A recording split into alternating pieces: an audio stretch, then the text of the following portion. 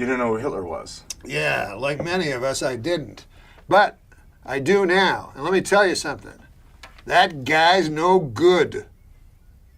Now, I grew up like you, thinking the Nazis were a bunch of funny fellas, because I watched Hogan's Heroes every week. But it wasn't like that. Oh, I know nothing. I see nothing. A lot less funny when you figure that was the cornerstone of the Nuremberg trials defense. You did some traveling, I guess, since we last saw you. You were in. Yeah, I did. I've never been overseas, and I went to Amsterdam. My dad was in World War II. He was a lot older than I. Well, obviously, he was older than I was. He had me when he was an older fella, and he served in World War II, and he liberated Holland, you know, from the icy grip of that dork Hitler, you know. Yeah. So, and you know, with Hitler, the more I learn about that guy, the more I don't care for him. I can't. Yeah. And there's nothing redeeming about the guy. I talk to guys, I go, how on earth could these Germans follow this lunatic, you know? And they're like, oh, he was an incredible public speaker, you know? He could hypnotize you with his public speaking. And then I see him, he's like, strangely, strangely. I go, what? That's not my idea of a silver-tongued devil, you know? So anyways, that's not the point. Yeah. The point is my dad went over and he liberated Holland. I'll tell you something about the Dutch. They don't forget, you know. My dad, a dirt poor farmer, you know, couldn't be poor, went over to Holland, liberated the country, and they never forgot. Every 5 years he would go and they would throw petals, you know, and it was fantastic. They're still grateful. The Dutch were so grateful for what the Canadians had done. So I went over. He was in the Canadian Army, right? Yeah, well, mostly it was my dad, but... Yeah. No, I used my dad as a surrogate for the entire Canadian Army. Right. But, so I went over because my dad's dead. And so I said, it'd be great to see, you know. And so I went to Amsterdam, and oh my Lord. At first, you know, it's a picturesque place. People are driving around their bicycles over cobblestone streets with canals, and it's beautiful, windmills, and it looks, but then the whole country's gone to hell in a handbasket. You would not believe this. You can do drugs legally. Really? Legally. They have a place called coffee shops, right? So I went into one, I said, hey man, I enjoy coffee, but can I have a coffee? They're like, we don't have coffee. It's a coffee shop. They go, we got drugs. So I'm like, I don't want drugs, that's wrong. What the hell are you talking about, you know?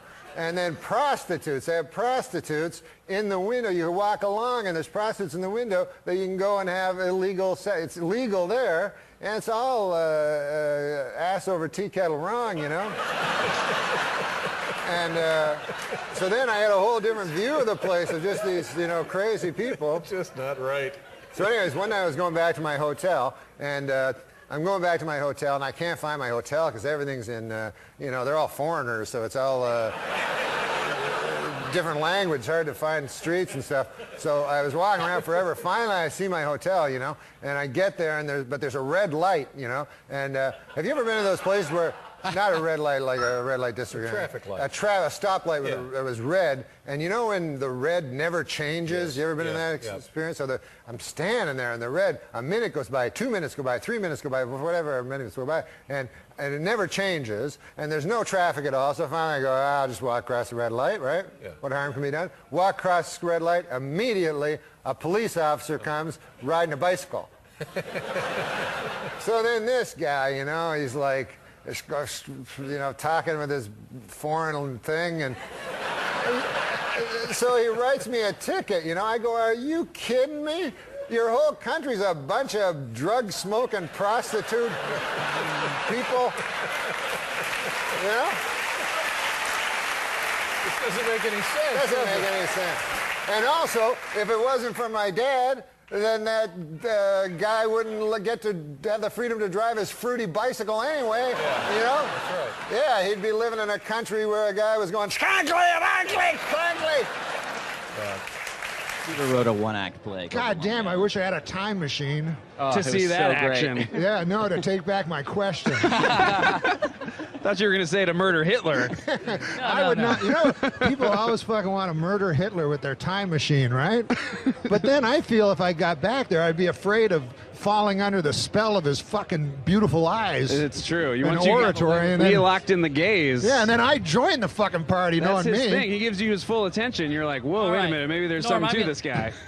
Norm, but before you ask another serious Believe question, it or we not, gotta they're move telling on. us to wrap it up. I don't exactly know why you guys.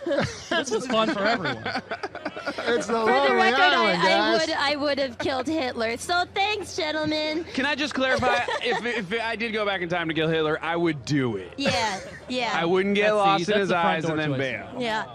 Just so I don't get like thanks for hit from having all the like I know, all the defamation leads. Yeah. You would end it. Yeah. Pro. Listen, Okay. man, I'm sorry about We got to wrap it up. I'm sorry It's about over. bringing up Hitler. You really brought this live show to a new This is low. the first one, right? This is your first interview? It's just gonna get worse from This is here. the first time I've ever been interviewed a man. Sign If you of can bring things to Hitler come. into all of them, they're going to ask you back for sure, which is I know what you want. That's what we're all hoping. These kind of characters. I think we should kill Hitler. Me and you go suicide, kill him. It was like he died 50 years ago. Did Probably. he? I didn't Yeah. even know he was sick. He wasn't. Well, no, that's fine. I wish I could find a Hitler of today and go kill him. But now that I'm old, things scare me, you know, and I think it's the media does it. Like, they go North Korea, you know, and I don't know, it kind of scares. It doesn't scare me that much, but it's supposed to scare you. But, like, are you really scared? Have you ever woken up, go, ah, and your wife's like, what's the matter, honey? North Korea. A little tiny country way the fuck over somewhere. I'm scared, honey, I'm scared. I'll tell you, Iraq doesn't scare me, North Korea, none of those countries scare me. There's only one country, really, that scares me in the whole country, or in the whole, what do you call that's bigger than a country but less than a galaxy? Earth.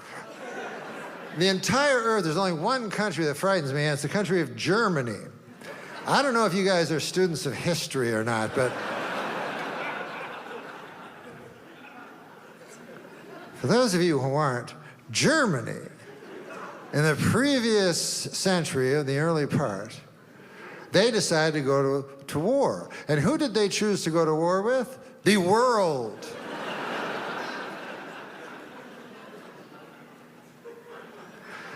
So you think that would last about 5 seconds and the world would fucking win and, you know, that'd be that. But I think it was actually close. And then, I don't know how that worked, but then 30 years pass and Germany decides to go to war again. And once again, they choose as their foe the world. And now, this time they really almost win. So at this point, you would think the world would go, okay, Germany, you're fucking not a country anymore. All right? The fuck? You're not a country because you keep going to war with the world. And no one does. What do you think you are, Mars? Think you're Mars or something?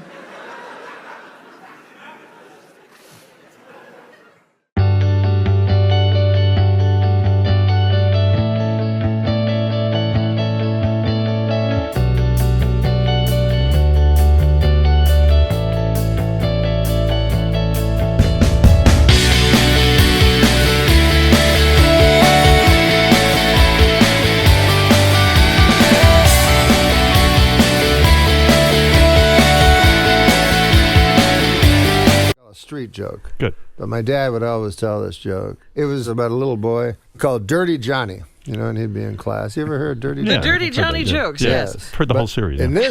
this in this joke, he's not dirty. But anyways, the teacher has a thing, and the teacher says, today in class, we are going to have a little experiment. You're going to tell a story from your real life, and then afterwards, you are going to tell the moral of that story.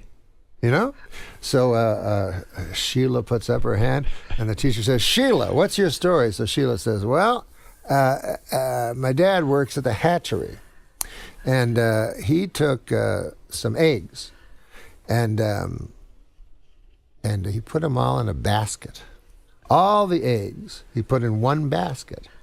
And then he put them in the horse and buggy, and off we went to town, and the earth was uneven, and the eggs broke. And the teacher goes, well, that's an all right story, but I can't understand what the moral would be to that story. So Sheila says, well, the moral is, don't put all of your eggs into one basket. So the teacher says, well, by God, this is exactly what I'm looking for and what I was hoping for with this experiment. Yeah. And anybody else have one?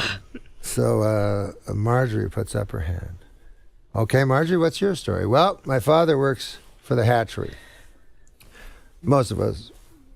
Most people in that town worked in the hatchery. Worked at the hatchery. Thank God for the hatchery, she says. Or where would we be? So she says, my father, he sells chickens. And he knows that eggs become chickens. See what I mean? So he had to count his chickens so he could go and sell them in town. So he had 9 chickens and 5 eggs. So instead of saying he had 9 chickens, he added the 5 eggs. You see, he counted them as chickens. So he said, I have 14 chickens. So he took them, Sheila says, and put them in the horse and buggy, and off they went to town, but the land was uneven. The chickens survived easily. They frolicked. The eggs broke. Well, the teacher says again, that's a story, you know. But what on earth could the moral of that story be? Well, Sheila says, if that's her name, I forgot. She says, don't count your chickens before they hatch out of the eggs. Right. Teacher says you could probably shorten it a little. So, but that's great. And that's exactly what we're looking for. And then she looks at the back of the class, and by God, there's the upraised hands, as you say, fucking dirty Johnny. Fucking dirty Johnny. He's going to ruin the lesson. So the teacher, inside of her head, her thoughts are moving around, and she's like, God, I don't want to hear dirty Johnny say it. This is going so well, but at the same time, I took a vow and I became a teacher that every student. All right, Johnny, let's hear your story. So dirty Johnny gets up and he says, this is a story about my Uncle Terry. He didn't work for the hatchery. He didn't even like people that did. He was in Vietnam. And he lives on the disability checks he got. Uncle Terry was not a popular man, not even among those he worked with. And I suppose we've all heard of people who've deserted from their battalion. But I don't know if you've ever heard of a battalion deserting a man. That's what they did with Uncle Terry. One day, Uncle Terry awoke in the middle of Da Nang, and everybody was gone. He was alone, and they'd left him 3 bottles of Jack Daniels and some weaponry. So, Uncle Terry got up, says Dirty Johnny, and he downed the bottle of Jack Daniels in 2 slugs, and he threw it down and smashed it into the jungle. And then he walked, picked up the 2 Kalashnikovs and 3 or 4 Glocks and a couple of hand grenades, and off he walked into the unknown, the jungle, his fate. Came upon a village, and from the village came people. Now, were they Charlie, or were they the people that Terry was sent to protect from Charlie? Uncle Terry didn't know. But he knew he had to do something, so he took another swig from the bottle, and he let loose. took that Kalashnikov and he let it sway like a farmer would a scythe. And the bullets came, and just as hay would fall before a farmer, so the people fell before Uncle Terry. The men, the women, and by God, even the children. And finally, Uncle Terry stood alone in the mud and the blood and the guts and only at himself. He took a long swig, and his hand brushed against his pants, and he felt wetness, and then he felt shame because he realized he had urinated himself in fear. And then, upon closer inspection, he realized it was not urine. It's ejaculate. And his shame was replaced by pride. And the teacher goes, holy fucking shit, what the fuck? Fucking kind of fucking story is that? Like, we just heard the hatchery and shit, and now this? She goes, well, Dirty Johnny, what on earth could be the moral to such a story? So Johnny thinks about it for a couple of minutes, and he goes, well, I don't know, I guess. Well, I know one thing. You don't fuck with Terry when he's had some drink in him. And he's uncorked the jug. You stay away from Uncle Terry. And he doesn't like anybody that works at the hatchery either. You remember that. You tell your parents that. Wow. So that's just to lighten things what up. A joke. Your dad told you that? Your dad was a great storyteller. That was my dad's story. You taught us to laugh again, Norm. Thank you. Look at that. Ejaculated right in his pants, huh? Yeah. Yeah. Loved killing. The thrill of killing. The thrill of it. Well, who knows? Who knows what it was? Who knows what would happen if you were put in that situation? Thank you for that story, Norm. I mean, we always talk about going back and, if you could only go back in time and kill Hitler. Right, yeah. But what a horror it would be to go back in time, meet Hitler, and get hypnotized by him. And like him. And then become one of the guys. And then it gets even worse. They say he was a very powerful speaker. You didn't know. All of a sudden, you're killing in They his name. say he was a powerful speaker. Then on YouTube, he's like, and you're like, what yelling. the fucking Christ? Don't vote for him. Vote for anyone else. All right, we're back with Norm MacDonald. And, you kind of surprised me because you did MTV Beach House recently. And there's a certain kind of person you expect to show up on the MTV Beach House. And I hear, we'll be right back with MTV Beach House, our special guest, Norm MacDonald. I'm like, what the hell are you doing? It's this... What was that? It's this show on MTV, right? I know. And it's at a beach. It's at a beach. And they don't script anything. Like, they do, like, anyway, so the host was like, hey, Norm, do you mind wearing a pair of trunks, bathing trunks? And I go, no, I don't want to wear that, because I'm like, my body's like all weird looking and everything. And everybody else is super hot ladies and super hot men. I don't, whatever. Whatever you.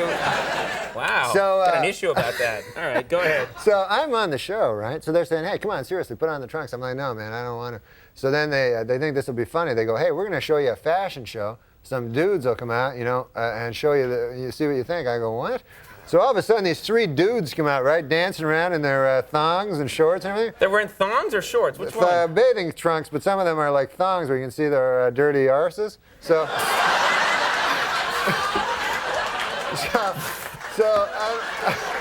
so I'm like watching it, and I'm like, oh, it's like man. Chaucer. Yeah, go ahead. So I'm like, oh, I guess it is. Okay, go Old ahead. English. So I said, oh, yeah, no, I'm pretending to go, oh, yeah, that's funny, right? And you do a lot of that at MTV, yeah. So then the host, he goes to this one guy who was very, very, very gay. He goes, what? How do you know that? No, I mean, you had a sign? Yeah, he looked very, very gay. He says to this dude, he says, hey, I'll give you $20 if you lap dance on Norm. You know what I mean? Right. All of a sudden, this dude like, hey, $20. I guess he didn't have much money. Starts running towards me, right? So I look up. Here's this almost nude dude running towards me, right? So I think in my head, okay, man, pretty soon the guy's going to be writhing around on my lap with his ass, And I don't want that on TV, forever. No, it's okay to talk about it, but you don't want to see it. Right. They videotape that, and it's there forever. So, meanwhile, what can I do? You can't hit a guy because it looks bad. You know what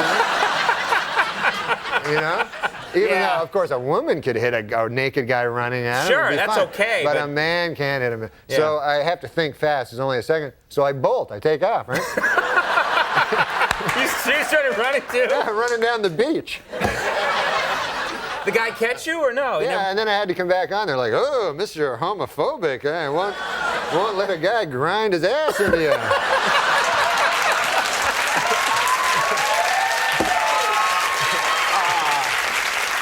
You got to work on that. Hey, I'm going to miss Andy on this show, man. Oh, yeah. He's got to leave, huh? How bad is that, huh? Yeah, he should stay. You want him to stay. You should stay. Good move. You should stay. Get him booing. Yeah, you killed everyone's joy tonight. No, I swear to God, though, when you sit on a couch for the living, you should think about not giving that up.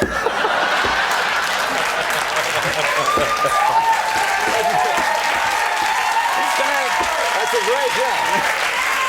That's a great job. You sit on a couch, and you sit on a chair. It got to be too much, though. I'm looking to lay down. Got to tone it down a bit. No, but you're a great man, and I'm going to miss you on the show, man. You're a great man, isn't he? Thank you. Great man. Maybe he'll change his mind. Maybe. I keep asking him. Yeah. He's like, nope. Maybe if the internet, they start writing save Andy, you know what I mean? It's not save him because he's it's leaving. his choice. Yeah. That's the hard thing. Now listen, we want to talk about your uncle because every time you come on the show, you have a story about your uncle who lives up in Canada. Oh yeah, he's a Frenchman. Yeah. Yeah. And you always have a little story about him. Jean-Luc. Oh yeah, he's a crazy character, that dude. He originally visited New York City. Hello? I'm just having a drink. I can listen to you and have a drink. It's not like I went like this. Hold it. Ooh. Ah, liquid. Huh? I'm still here. Let's see if I got this right. You've got an uncle, lives up in Canada, named Jean-Luc. Jean-Luc. Occasionally he visits. Once time he visited New York. So I'm living in New York, And Jean-Luc, I'm excited. Jean-Luc's going to come by, my crazy Frenchman uncle. So he gets in the cab, right? When he gets to the airport. Yeah, when he gets to the airport, the cab driver picks him up, and the cab driver says to him, "Hey, Frenchman," he says, do you like riddles, So my uncle Jean-Luc is like, yes, I love the riddles. That's how he talks.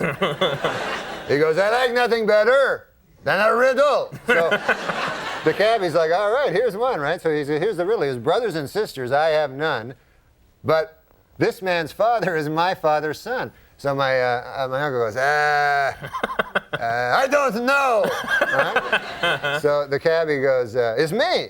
It's me. Oh, yeah, makes sense. Oh, he thinks about it. Oh, by God, he says, that's a good riddle there. He says, I have to tell my wife, Mary Claire, when I get back to Gaspé. That's where he lives, Gaspé. Right. So he's like, take me back to the airport. And the cabbie's like, what? Right? The cabbie's like, I thought you wanted to go visit Norm then. No. I go back to the airport. All right, I have to tell Mary Claire. Seems odd, right? Right. Gets back on the plane, flies all the way back home there to Gaspé. And he gets back, right? Runs in the door. Mary Claire, where's vous? Where are you, Mary Claire? Come on down here. I have a riddle for you. She goes, ooh, Jean-Luc, I love the riddle. She's a woman, high voice. Michael Jackson was visiting. Yeah, all right. So, you're going to love this riddle. How was New York? Forget about that. I got the riddle. Brothers and sisters, I have none. But this man's father is my father's son. She goes, I don't know. Who is it? Some cab driver back in New York.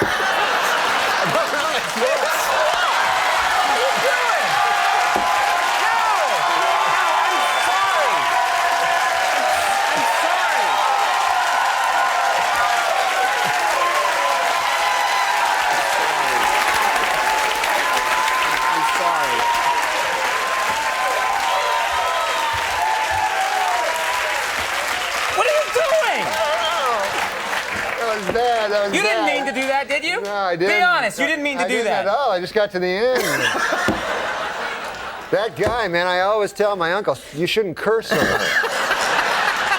Oh, man.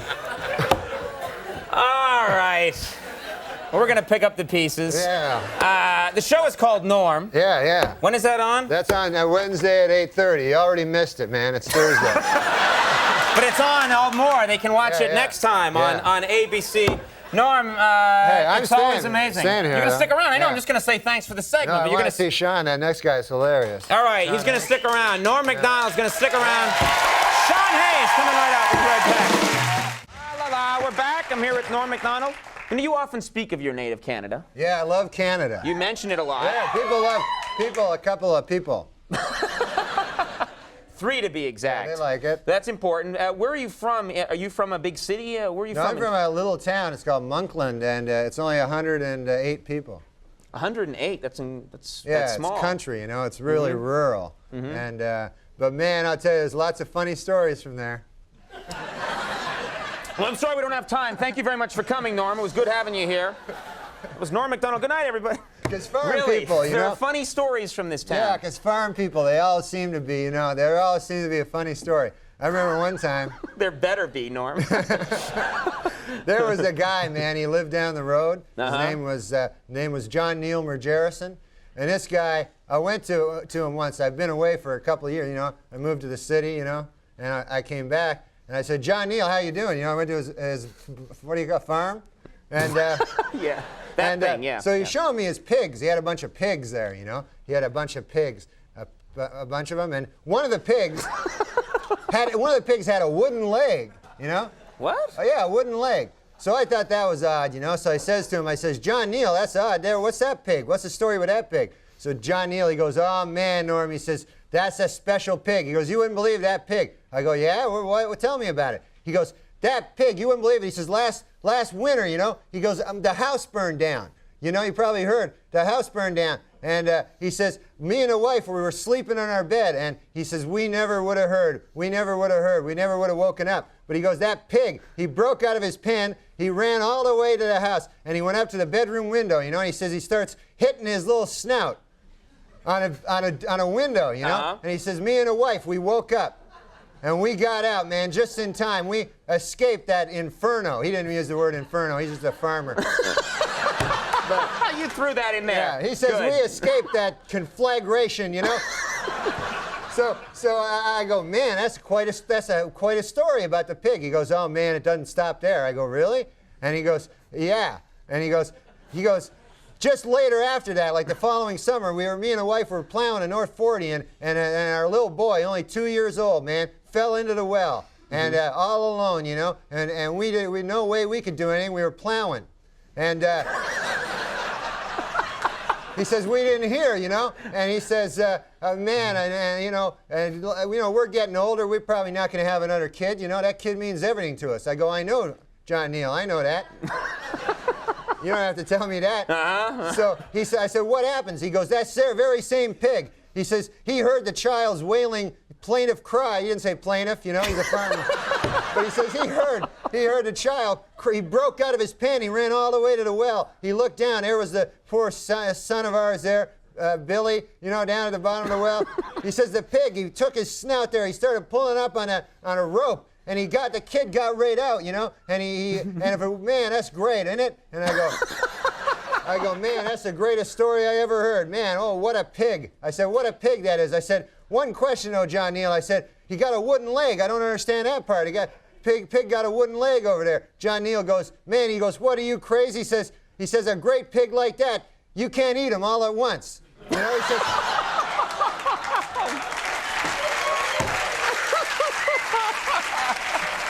Mr. Abraham Lincoln, everybody. yeah, that All right. I can never forgive you. All right, well, let's mention this. Saturday Night Live this week's with Phil Hartman. Yeah, it's going to be Gin exciting. Blossoms on that show. That's a great show. I don't know who they are, but Phil Hartman is great. Norm MacDonald, everybody. Richard E. Grant, Gold Dust are coming up. We'll be right back.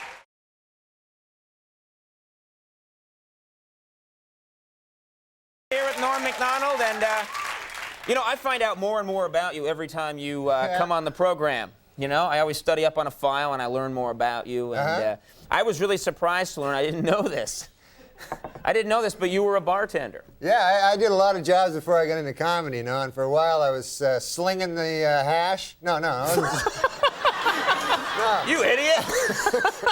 That was when I was a fry cook. I was a bartender. I was slinging the drinks, you know? Sure, right. And, oh, man, that was fun. I'll tell you what was fun about being a bartender. Always a story, you know? Really? Always something funny happening down at the bar. Well, that's perfect for a talk show, then. Yeah, this is a good example. I was, one time I was working in there. Drunk guy comes in, you know? And you're not supposed to serve the drunk guys. You know, that's one of the things you learn. So, okay. And also you learn how to make the drinks. Yeah. But, so the drunk guy comes in, you know, real drunk, you know, 3 sheets to the wind, you know. So this character sits down, you know, and I says to him, I says, what do you want? I can't serve you, you know. He goes, I don't want a drink, he says, you know. He says, I want to shoot a dart at your dartboard, you know. So I go to the guy, I say, you can't shoot a dart at my dartboard. He goes, you're not in this, you're drunk, you know. I said, I'm not going to let you, that'd be dangerous. That's a sharp thing, a dart, you know. So the guy goes, no, let me shoot 1 shot at the dartboard. So I go, all right, 1 shot, that's it. So the guy shoots the dart, bullseye. I never seen anything like it, you know, even in his state, bullseye. So the guy says to me, he says, what do I win? You know? So I don't know what he wins. I'm confused, you know. So I start looking around, try to find something for him, and I see right in the bottom of the bar area, there's a shoebox with a turtle in it. From where? What is that doing there? What? I was gonna give it as a gift to my nephew. Okay, all right. He wanted a turtle, and I said, I'll get him a turtle. That'll be a good gift. Okay. But then later I thought, that's a dumb gift, a turtle. Nobody likes a turtle, you know? The kid will probably just put him on his back until he dies. Kids are cruel, you know? So I said, why not just give it to this drunk? Okay. You know?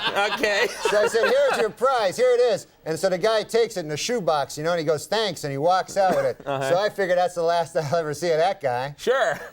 2 weeks later, the guy shows up again. Drunk again. So now I go, oh my God, that's that guy from 2 weeks ago, you know? So he walks up to the bar. I go, I can't serve you, buddy. I can't do that. He goes, he says, I want to shoot a dart at your dartboard.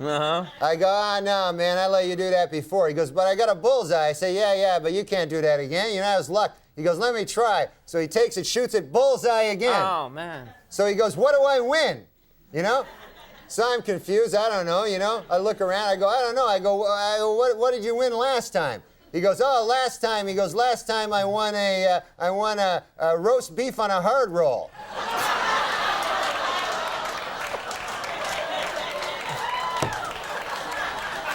It was the turtle. We know it was the turtle. It was the turtle.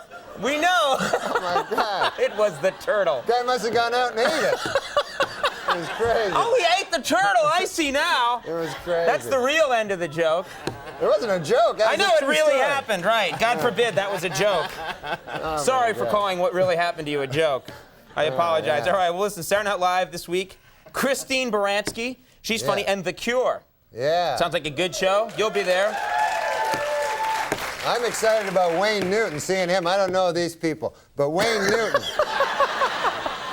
Wayne Newton, yeah, you gonna stick around for Wayne Newton? I can't wait to see him. Mr. Excitement, yeah, that's he's cool. The greatest. He's gonna be great. I saw him when I was a kid. Oh, yeah? Yeah, he was so great, you know? All right. He gives it his all, that guy. No, seriously. I'm sure he does. I didn't mean to laugh. I met him backstage. This guy looks younger than us. Yeah, he does. He's a great looking. You guys are going to have fun in a few minutes. What a great plug. You got to stick around. You got to take it from Norm MacDonald, everybody. Thanks, Norm. Wayne Newton, Tracy Bonham coming up. It's a solid show. Stick around.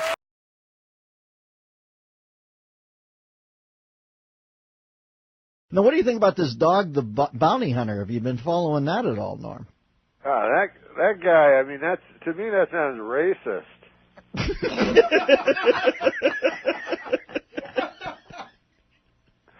But like you gotta remember that even though that is a racist comment, Listen, man, we've all known bounty hunters in our time, you know? And they have that thing like curse like a sailor. Well, that could go for bounty hunters just as well. They just chose sailor. Those guys, I mean, they're not like you or me, you know? No, they're bounty hunters. If you choose that as your career, you know, you're a bounty hunter. Listen, some salty language is not going to be a... You may as well just be a longshoreman. No, there's nothing worse than bounty hunting. Norm, you're a genius. All right, we got a couple of minutes left. Anything else you want to lay on the listeners before we leave today? That was funny, that bounty hunting thing. Seems like he's going to get a pass on it, right? I don't think so, Norm. I think he's in trouble. Are his bounty hunting days over? Where's he go from there? We can't keep you on. I'm sorry, but, you know, you have to... You know, you have a public image of hunting down criminals in their hotel rooms, diving at them in the middle of the night and beating them up. We can't have you saying racist things.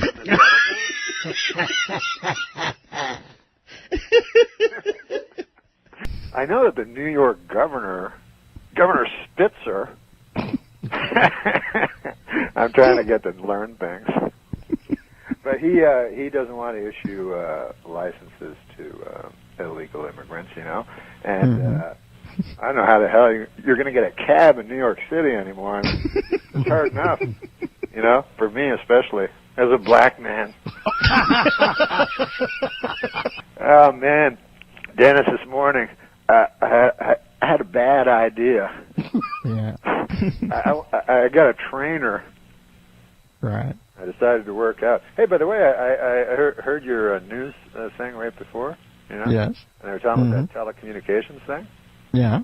And that, you know, because people are all freaked out that their phones are being tapped all the time, you know? Right. People are so self-involved that they think anybody cares about them. Right. But, you know, nobody wants their phone tapped. But I do a little trick, you know, during my conversations with my friends. What is I'll be talking because, you know, sometimes I might say something that I might not want, you know, around or something. So I'll throw this in during the conversation. I'll say to my friend, I'll say, hey, Bill, you know who's one hot piece of ass? Dick Cheney. But anyways, I went to my trainer. Oh, gosh. I don't work out. I'm a weak man. You know that, Dennis. Well, listen, you and I were on the Mount Olympus of weakness. And not just physically. No, in every way. In every single way. So I told the guy that, and he said he couldn't do anything except for the physical part. But I don't know if he was the best trainer anyway. He was smoking a butt the whole time. No, that's not good. That's just a joke. He was a big guy. And but I told him, I said, look, I don't want be big like you. You know, I don't want veins. I have no use for that in my arms, you know, or abs. I don't want abs. I don't even know quite what they are. All I know is they were invented around the 80s. And I don't even know what you do when you get them. You know what I mean? Because you got to wear a shirt. You know, you just go to work and go, hey, you want to see these things on my belly? Everybody's like, no. But so I told the guy, I said that I'm here for one reason and one reason only. I want to have one hot ass.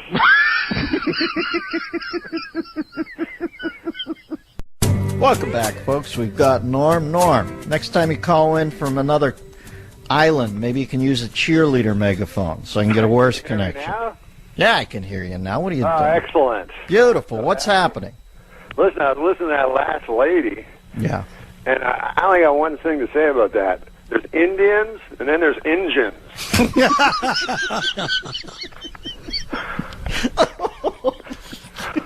And we're underway. Look, no Indian ever scalped me, you know, but you can't trust them Injuns. All right, Normie. And we're up and running. I got a list of things that I'm thankful for. Every year I make them on the day before Thanksgiving. Right. so I can make a little speech, you know. Right.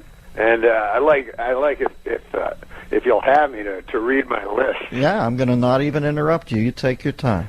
Well, firstly, I'm thankful for the fine ladies who live across this country and leave pies on their windowsills, so an old chunk of coal like me might have a meal from time to time. I'm thankful for all of my 5 children, especially the one that I like.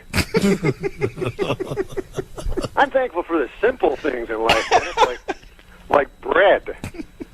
Although I've never tried it myself, I hear it's quite good. I'm very thankful for the brave man who pulled me from a burning building last April and unfortunately perished in the process. I'll never forget him, you know. I don't remember his name, but I think he had a mustache.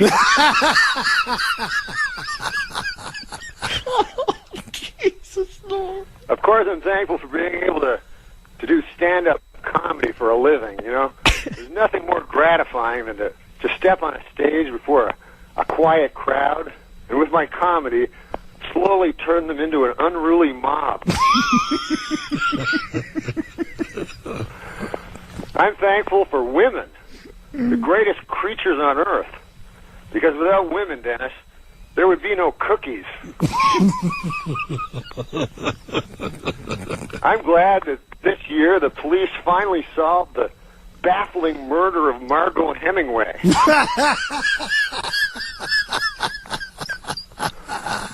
And finally, what I'm most thankful for, of course, is serious, you know, is friends. Yes, friends. Especially that one where Joey buys Chandler a duck. That's the one I like the best. What are your Christmas plans, my friend? You want to talk holidays? My Christmas plans? Yeah. Well, I'm scrambling to get presents for everybody. Mm-hmm. I got nothing. No, I got. Let me think for a second. Oh, I got my Mexican gardener. I didn't know what to get him, so I think I'm going to let him steal my identity.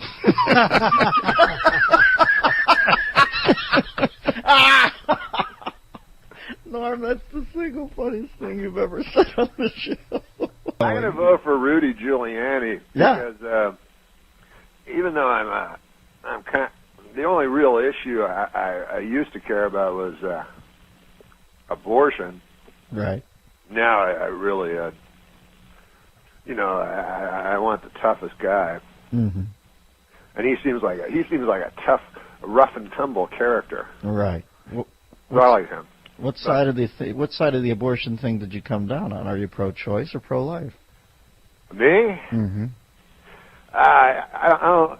It's kind of unpopular. I don't like saying it because it's unpopular. All right, I'll keep you off that. No, I'm very pro-life, but I just don't think a woman should have the right to choose to murder a baby.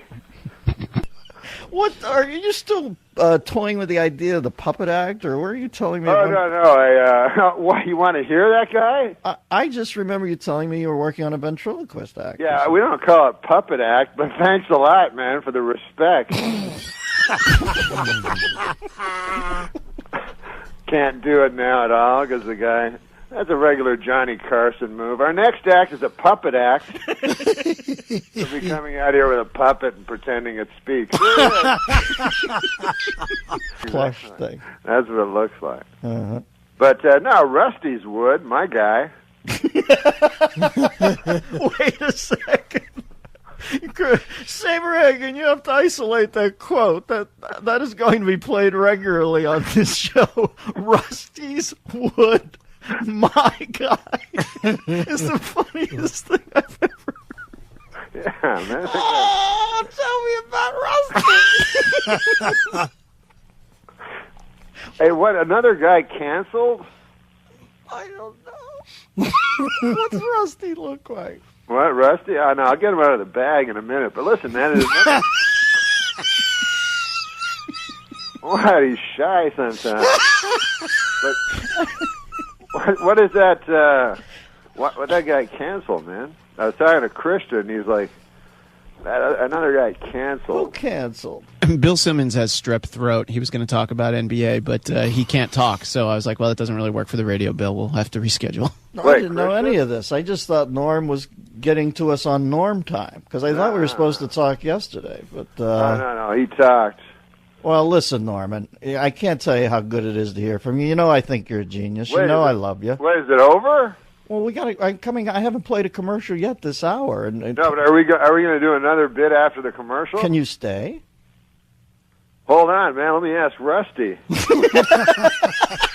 One's Rusty. He's my, as it says in the book, he's my main man.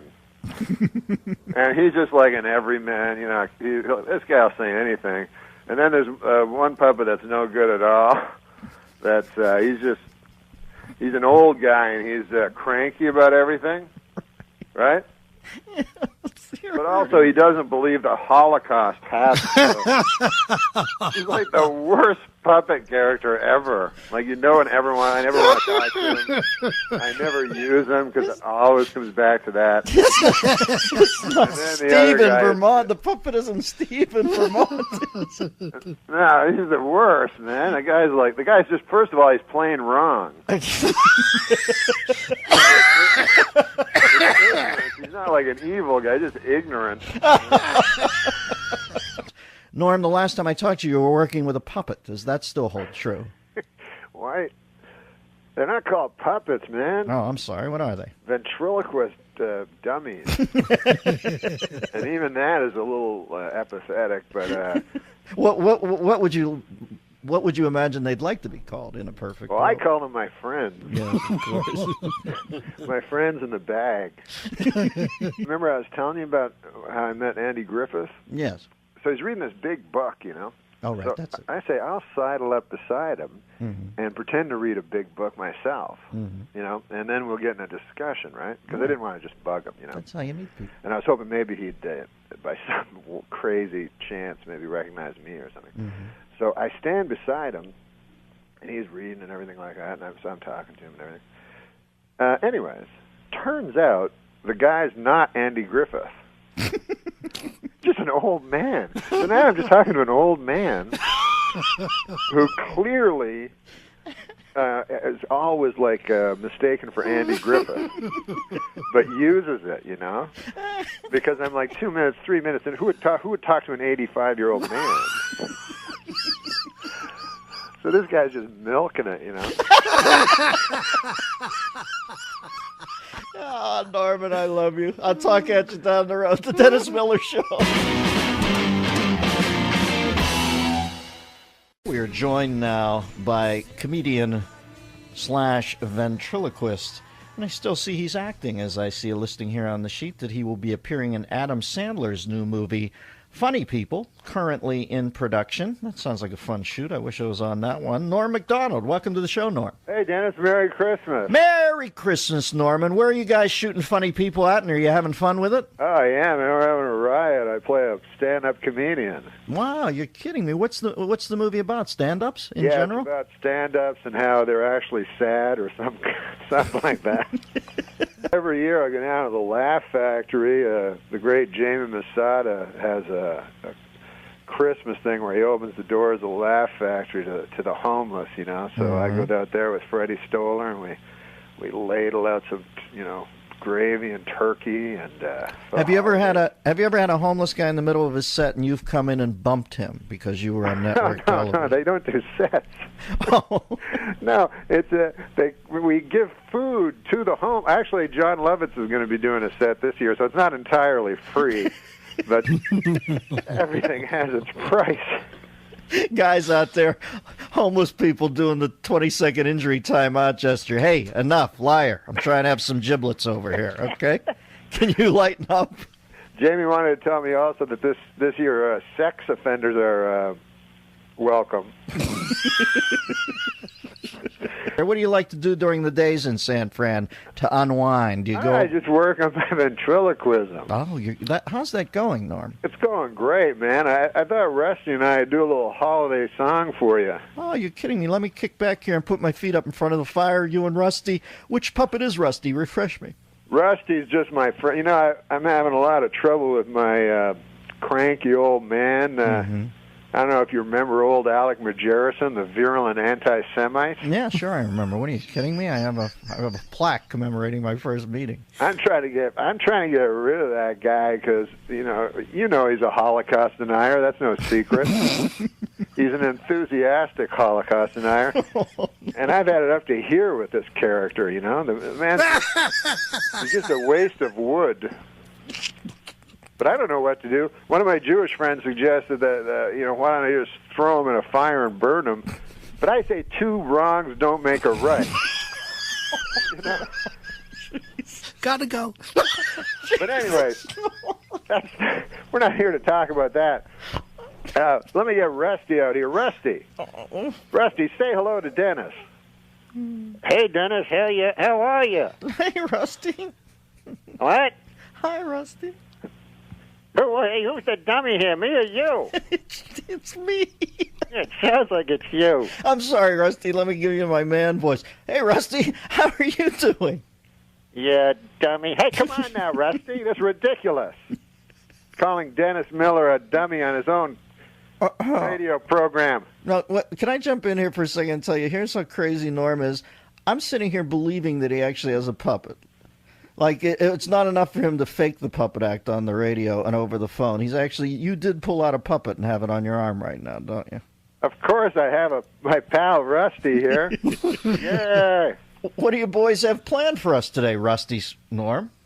We're going to do a song, according to this dummy. Would you stop calling me that? You're the dummy. Now listen, we're going to do a song, a beautiful song. Why? By the way, Rusty, what are you doing for Christmas? Are you going to see your family? Oh, sure. In my family tree, it's an actual tree. Okay, now that's just ridiculous. You're actually overlapping dialogue here, Norm. You're not even putting a second between you and the puppet's voice. Now, Rusty, are you ready to sing that song with me? Sure. There you go. Okay, I'll start. Here we go. Rudolph the red-nosed reindeer had a very shiny nose. And if you ever saw him, you would say that he was a drunk. Hey, come on! Well, that's ridiculous. What the? Come on now, don't ruin this. Is a classic. I'm sorry. All right, now let's continue. Then one foggy Christmas Eve, Santa came to town. Rudolph, with your nose so bright, have you been drinking some bathtub gin? What? Okay, now that's enough. That's way beyond the pale. Stop it, Rusty. Stop. I wish you'd kick the bucket. Like what? Kick the bucket? What are you talking about? You said pale. Bucket. It's a synonym. Okay, all right. Yeah, that's right. Okay, now that's ridiculous. You're the dummy. Okay. Stop. I'm sorry, Dennis. This is going nowhere. This is ridiculous. I apologize for Rusty. Oh, Jesus, it's so crazy. It's gotten so crazy over the years. I can't go on with this. This is just an abuse to the whole idea. All right. Now, what separates Rusty's old man voice from the old Holocaust denier's voice? Give me that voice. You don't want to hear from him, do you? Well, I know Rusty's just wetted the palate for a little more puppetry. I swore I'd never use this guy. It's like the Stones doing "Sympathy for the Devil" after Altamont. There we never go. thought Alec, I'd see you play it. Alec, how are you? Mm-hmm. I'm okay, I guess. Yeah, I suppose. What do you think of this Christmas? What do I think of it? I'm not going to celebrate no holiday where a bunch of bearded New Yorkers killed our Savior. Hey, come on now. You're going back in the case. I'm sorry, Dennis. Oh, no. I will say about the whole hot air balloon industry, I've never been I don't know, man. I've never been one to say, hey, I'd like to go up on a balloon with a blazing fire underneath me. It seems like there's about 7 ways that you could end up perishing. There's only one way you could survive. The only people who have ever pitched it historically were Forbes magazine, Malcolm Forbes and Jules Verne. They're the only people who ever made hay off the hot air balloon. Everybody else, you're right, has ended up on Mysterious Island.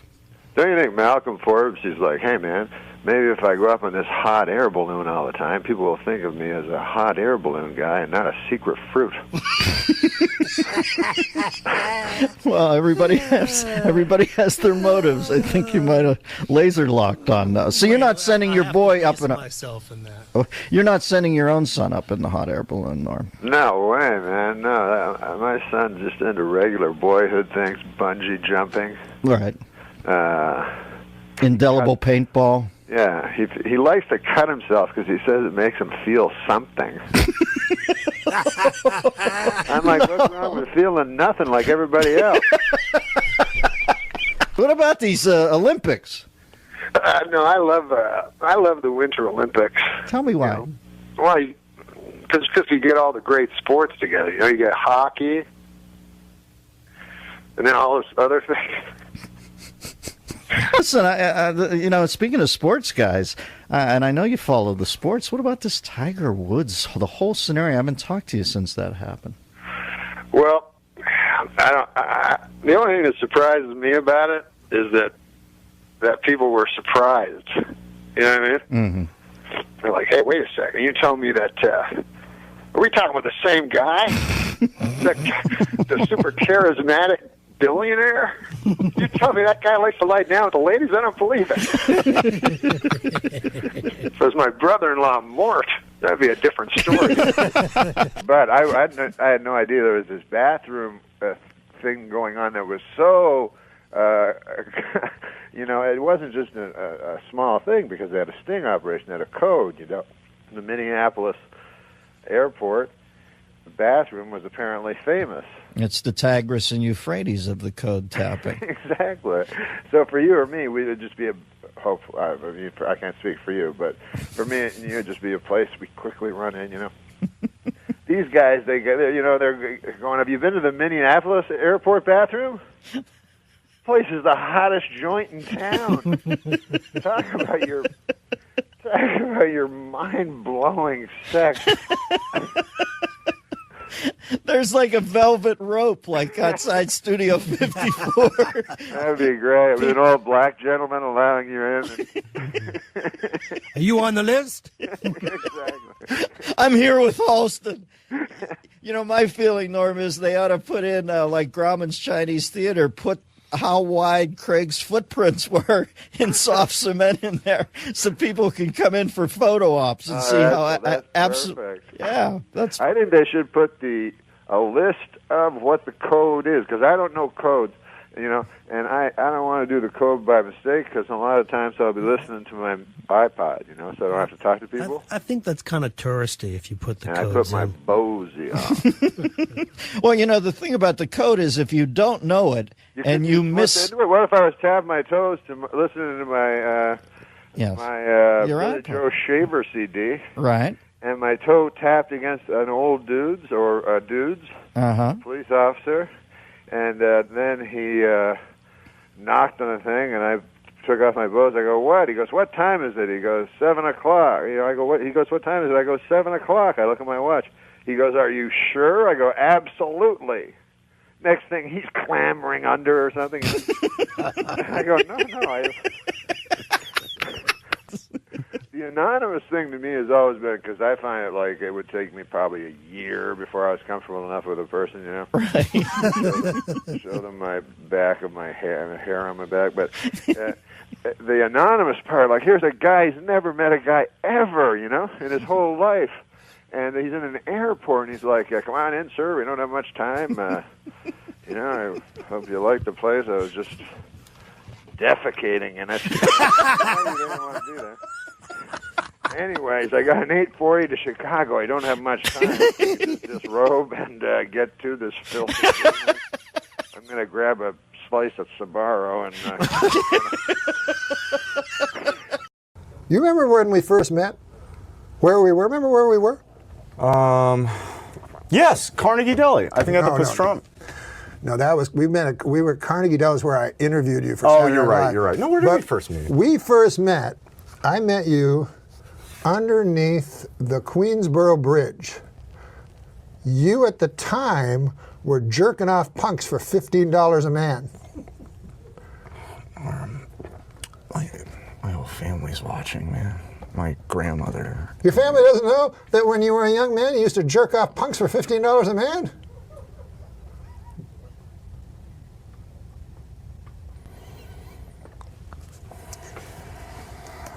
What is a fucking podcast anyway?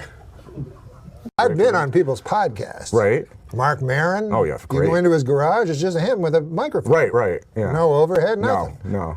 Greg Fitzsimmons, same deal. Yeah.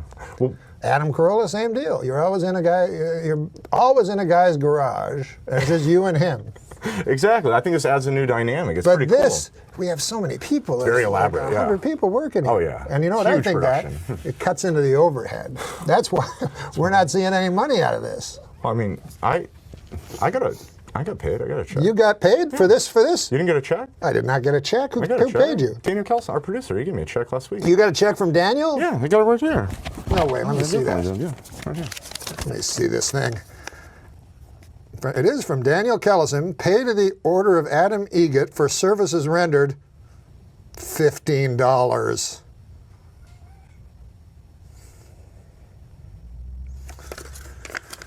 I'm sorry, folks. As critics, you know what I mean? They're just one guy's opinion. Right. That's just one guy's opinion. Yeah, that's true. You know what I mean? Like what I like about the computer is it's interactive. Do you know what that means? Yeah, sure. It doesn't matter if you don't. I didn't either before today.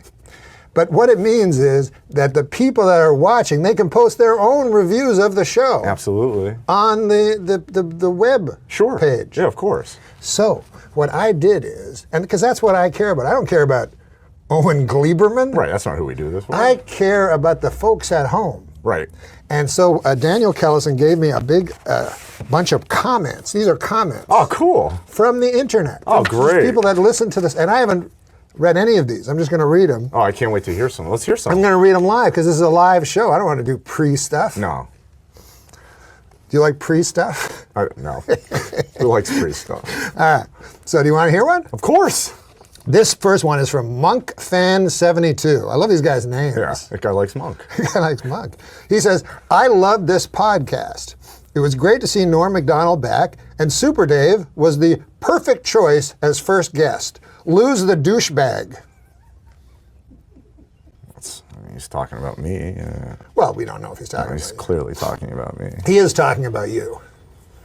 But listen, it's not bad news. It further elucidates my point, actually, because let's suppose this guy were Richard Corliss or Pauline Kael. I don't know if she's still working. I don't think so, but I get it. That would hurt, but this is just one. Trust me. This is just one person's opinion, but I have hundreds of other people. All right, yeah, you're right. It's one guy, he's entitled to his opinion, and that's fine, whatever. And mostly they like the show. Well, good. Well, let's hear another one then. All right. Let's hear another one. What's the deal with that fucking douchebag? Well, that was about you. I mean, are there any good ones? I'll look. Okay. Not good. Okay. Let me see here. Ooh. What is it? Is it a good one? It's not good at all. I found one. Oh, good. Yes. Okay. This is a positive one. Thoroughly enjoyed it from top to bottom. Great. Blinky91 says. A sparkling exchange between veteran funny man Norm MacDonald and comedy legend Super Dave Osborne. One minor problem. The set. Oh. It's just too distracting. Why are there so many clocks? We're not tuning in to see what time it is in Hong Kong. We're tuning in to listen to comedians doing comedy. Plus some douchebag, I don't know who he was, but I like to punch him right in the fucking face.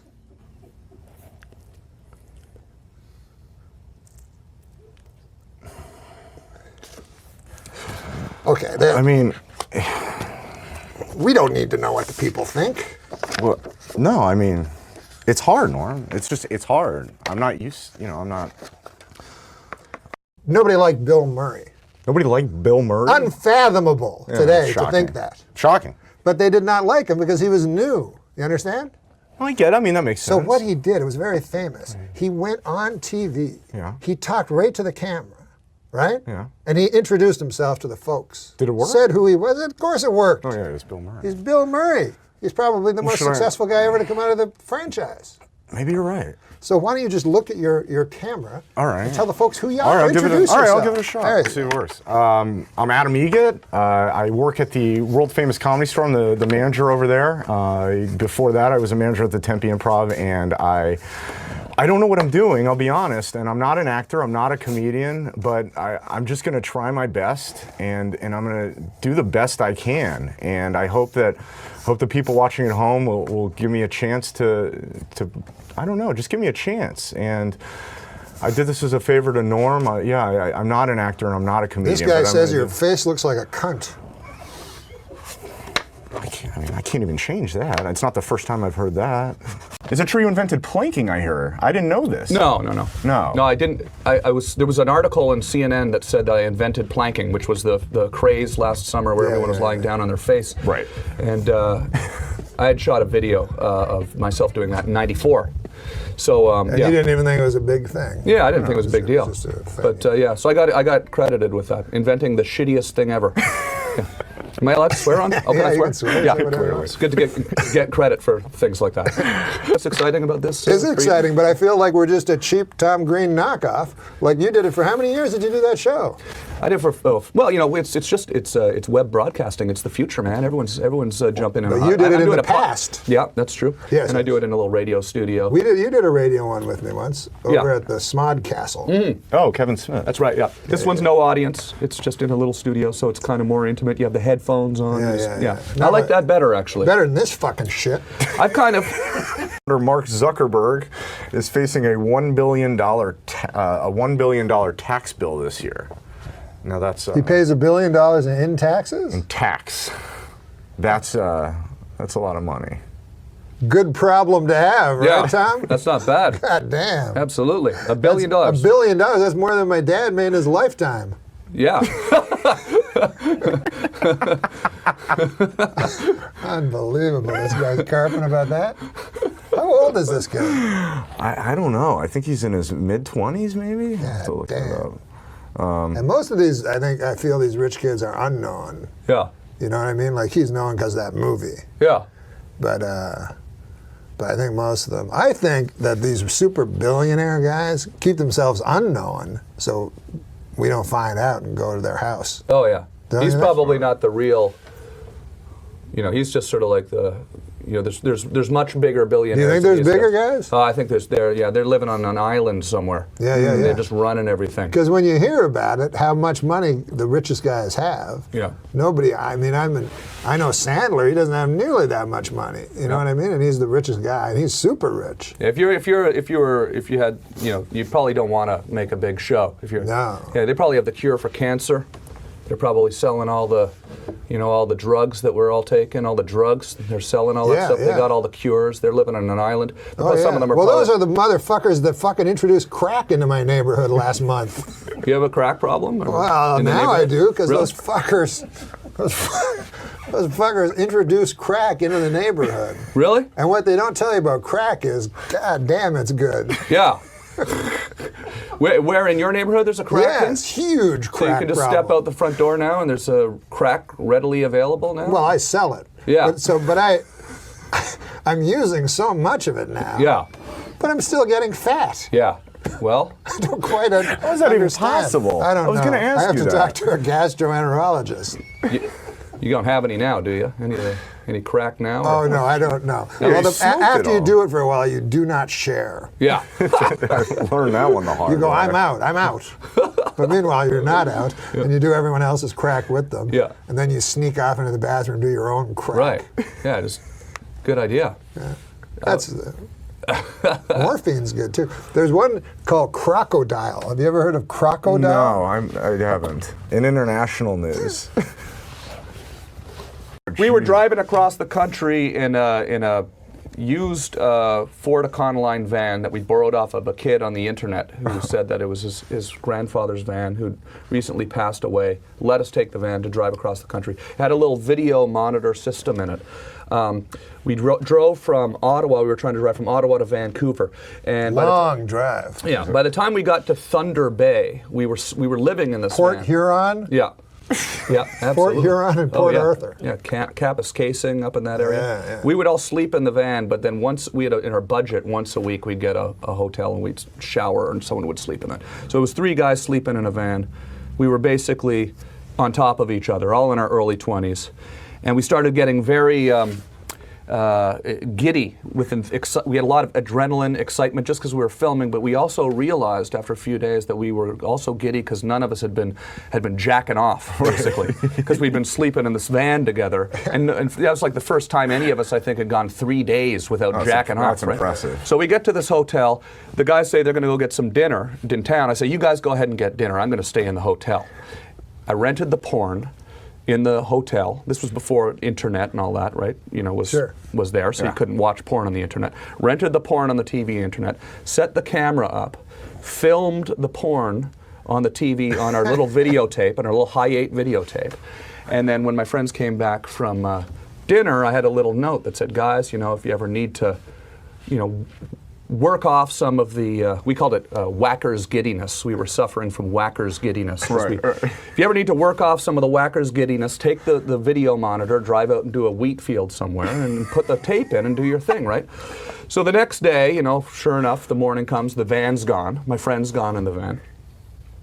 And he comes back like maybe half an hour later, and he's got a sort of angry look on his face, but he's laughing because he had taken the van out and put the tape in and started to do his thing. But what I hadn't told him was like a minute into the tape, I lean into the camera and I'm like, give him a thumbs up.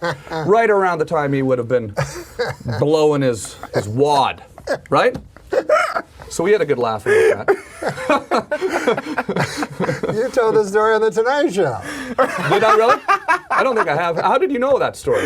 A friend told me. Yeah. It's weird that those stories get around. Kind of disgusting that people are talking about that, actually. I love the idea of an aging wheat farmer going through his crops. Yeah, find some guy beaten off in a van. Lucky we weren't arrested. We were never arrested doing that stuff. The first time I ever shoplifted, and this is maybe my proudest moment, I was a quick thinker. I went to a store. We were like 7 or 8 years old. Me and my friend Sean Kay and Randy Majerison, right? So we called it hawking at the time. So I went in. It's nice that you gave out their full names so the cops can know where to go. Statute of limitations. Yes. So I went in. I stole my thing. Then Randy Majerison did. He stole his thing, right? I stole a candy bar, a coffee crisp. Yeah. And anyways, wouldn't you know it, Sean Kay doesn't steal anything. He cowards out. So we beat him up, and then the lady from the shoe store catches us.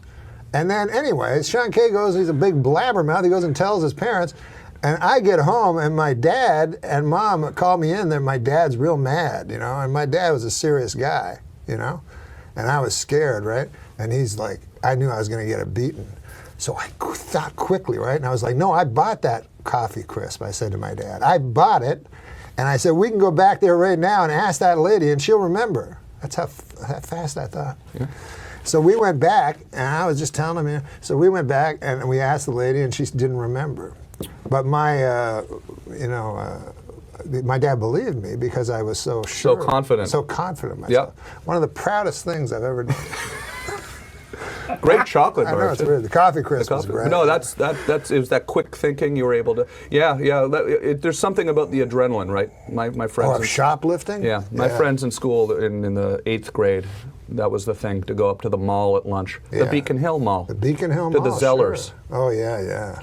Also, when you shoplift, it's fun if you're leaving the store and you spot the guy spotting you, and then right before you leave, you just toss it down. And you go, you laugh at the guy. Because they kind of trail you, you know. There's nothing they can do at that point. There's nothing they can do. Hey, what about last night? Dennis Rodman got a narrow. Do you watch Celebrity Apprentice anymore? Yeah, yeah. I haven't watched much this season, but I know did he go back to North Korea? Did he bring LaToya Jackson over to North Korea?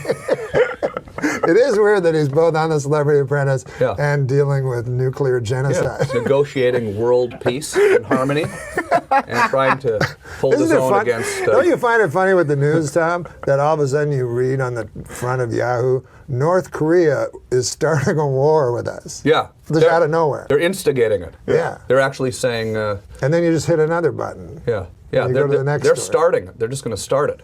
Is that what's going to happen, yeah. really? They're saying they're going to start it. Are they going to get us? It's funny how it all really, the rhetoric and the vitriol out of North Korea all started immediately after Dennis Rodman's visit, too. I guess you're right. He went over there to patch everything up, and the next day it's like, America is a boiled pumpkin waiting to be exploded. So let's see how his state-making abilities work out. No, that's cool. Dennis Rodman was really cool. And then after he said that, all the starving people in South Korea, they said, boiled pumpkin, that sounds delicious. Yeah. Bomb it. Let's eat it. If anybody could solve the crisis in the world, crises in the world, I think Rodman could. He was a fun guy. I had fun with him. I like having on The Apprentice. The reason I got fired was because I went out drinking with Dennis Rodman on the night I was the project manager. Right? And so it was suicide, though. You did it on purpose. Well, you know, I didn't think everybody would know that I went out drinking with Dennis Rodman all night, but I overslept my alarm, and then Jesse James called my hotel room because we had to go sell wedding dresses in a competition we were having against Joan Rivers. And Jesse James was really mad at me because I missed my alarm, and I had to explain, well, I went out drinking with Dennis Rodman last night. But if what Rodman goes through, what he went through with Kim Jong-un over there, if they had any sort of similar type of an experience that I had, I would think that could be something worthy of bringing our countries together. It's a good time hanging out with Rodman, that's all I'm saying. Obama, Kim Jong-un, Rodman, if they all went out together. Yeah. Go to Scores in New York or something like that. Oh, yeah, I can see that. That's where Rodman took me. That was fun. We had a good time. Yeah. You guys had fun over at Scores? I can see that, Rodman. The axis of fun. You know, speaking of... Thomas Edison invented the light bulb, but I invented the light bulb up my ass. Always ahead of his time. Growing up, I never would have believed that one day I'd need a computer just to masterbate. It is strange when you think about it, though. Unbelievable. Right? Yeah, remember, you used to need nothing like that. Like Sears catalog. Sears catalog, maybe. National Geographic. Exactly. A van in the woods. Yeah. And sometimes you go, why am I looking at the bra section of Sears catalog? I'm not in the market for a bra. But, you know. Here you go. Try a joke. I'm sure my parents wondered why those were always piled up in my room, the brassiere section. You know, rolled up into balls under the bed. Soggy balls of paper. Soggy balls of newsprint. Hey, speaking of balls, they say the world's a smaller place than it used to be, but I think that's an optical illusion based on me becoming a big fat guy. I don't know if this counts as an NCAA Cinderella story, but one of the Marquette players said he had help making his uniform from a bunch of singing mice and birds.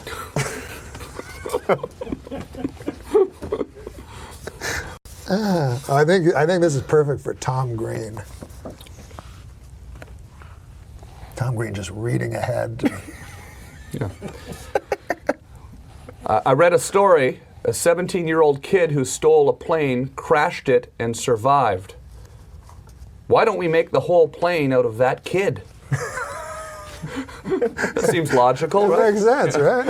Hey. President Obama continues to shamelessly wage class warfare. Today he announced a steep new tax on shiny top hats.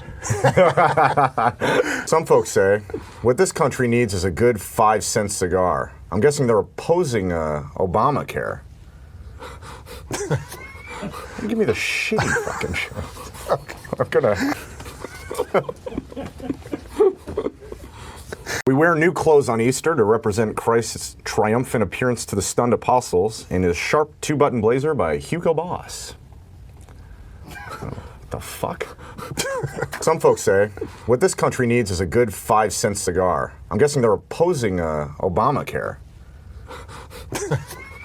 Give me the shitty fucking shit. Warning to the Easter Bunny: don't put all your eggs in one basket, fella. You handpick these. John Hamm has a big dick. Oh no, wait. John Hamm has a big dick. I could have told you that, but I don't suck and tell. Come on, man. Come on, it's fun doing jokes. Yeah. It's the delivery. You're getting better. Octomom is facing jail time for committing welfare fraud. Who didn't see that one coming? I mean, seriously, a single mother of 8. Is that even a joke? They're your joke, fucker. We wear new clothes on Easter to represent Christ's triumphant appearance to the stunned apostles in his sharp 2-button blazer by Hugo Boss. What the fuck? I don't know about that one. Some folks say what this country needs is a good 5-cent cigar. I'm guessing they're opposing Obamacare. Give me the shitty fucking shit. I'm gonna. Warning to the Easter Bunny: don't put all your eggs in one basket, fella. You handpick these. John Hamm has a big dick. Oh no, wait. John Hamm has a big dick. I could have told you that, but I don't suck and tell.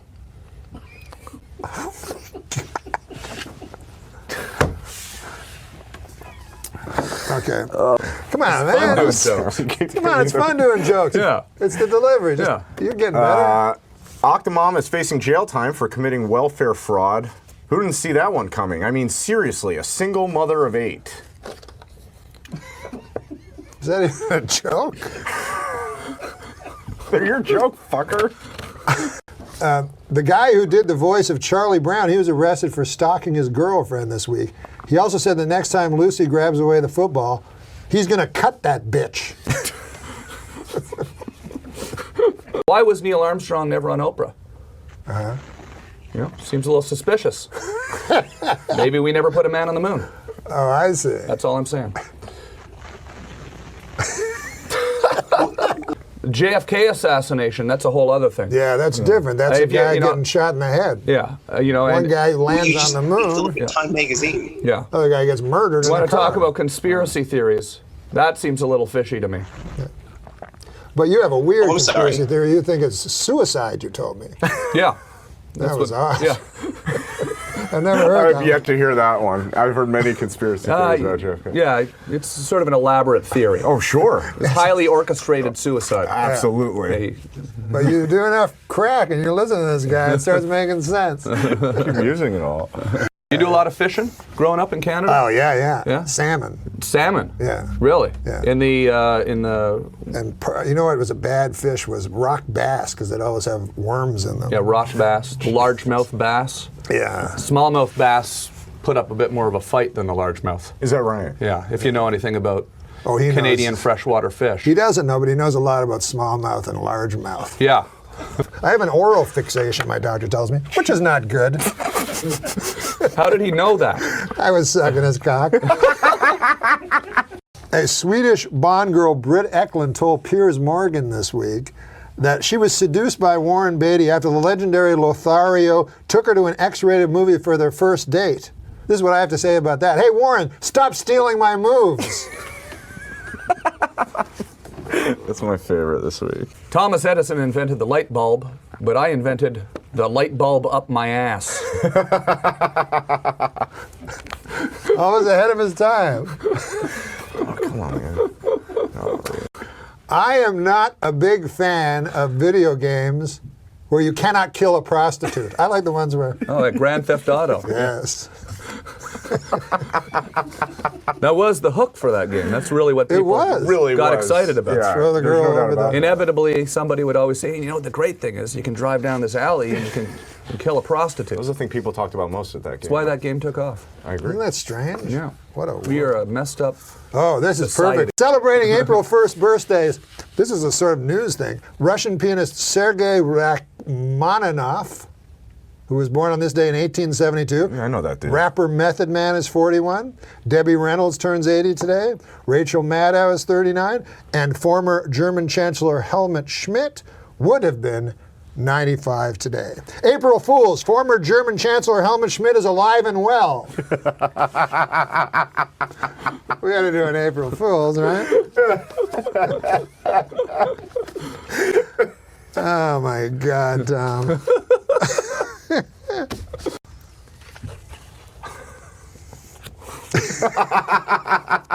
I don't know if my mom would let. No, that's not what it means. You're just thinking of the Canadian translation of. What is the Canadian translation? Of that. That's not a mother. No, what's your old lady in Canada? Your old lady. No, in America, your old lady is like your. Well, I definitely girlfriend. can't read it now. Okay. Here, you can read it. The thing I miss most about the 70s is rolling a number and giving my old lady some head. You fucking hate out your mother? No, not my old lady. Shit, I guess it does kind of. Yeah. That's what I thought. That's why I passed the card to you. Oh, fuck. It's fun doing jokes. Yeah. For you. I used to think revenge was a dish best served cold, but then I realized it meant getting back at somebody. In the coffee shop line today, I hear the guy behind me say, I like to start by biting the ears off, and I had to pray, please, God, let him be talking about a chocolate Easter bunny. Okay. A worldwide scientific study confirms a long-held suspicion. No one anywhere likes drum circles. That is some wild stuff. That was pretty good. Really good. That is wild. That was a pretty good impression. Oh, here you go. I realize now I should have been reading them all with that voice. You fucking asshole. You fucking asshole. Adam Egan with a joke. Justin Bieber's monkey has been quarantined, which reminds us how far we've come since headlines about Pearl Harbor and D-Day. You literally handed me every joke I hated. That was more of a comment, Yeah. really. This administration is cutting back drastically on military spending, but doesn't think our defense capabilities will be compromised? How so? I'll tell you how so. Groupons. Remember Groupons? Yeah, absolutely. Remember Groupons. This is the one that you said you specifically liked. Why doesn't Applebee's call their appetizers appletizers? And why doesn't that waitress I met at TGI Fridays ever call me back? He said he liked it. I kind of did like that one. Mickey Mantle knew two things: drinking and playing drunk baseball.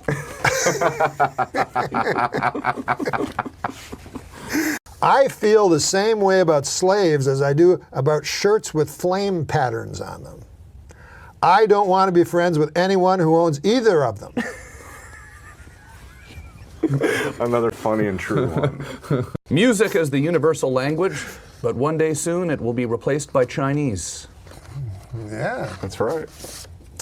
I think enough time has passed since 1947 where I can safely admit it. I wish I was the guy who finally wiped that annoying smirk off the Black Dahlia's face. Oh, here's the rest of that joke.